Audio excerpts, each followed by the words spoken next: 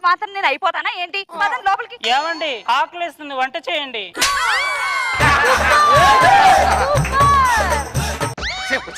వంట చేయమని అడగకూడదే. మరి నాకు వంట చేయడం రాదుగా. దానికి జీవితంలో క్లారిటీ లేదు, పనిలో క్లారిటీ లేదు. 2000 కక్కుర్తి పడి నా 100 ఏళ్ల జీవితాన్ని సర్వనాశనం చేసావు కదరా ఎదవా.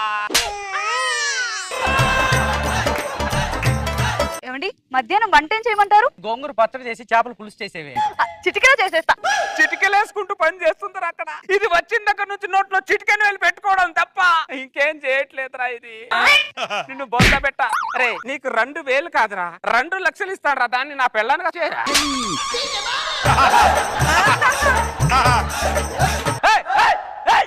ఏం మాట్లాడుతున్నావు నువ్వు? మాట్లాడితే నా పిల్లల మీద పడతావు నువ్వు. బ్రదర్ నేను పడట్లా. నీ పెళ్ళ మీద నీకెంత హక్కు ఉందో నాకు కూడా అంతే హక్కు ఉంది.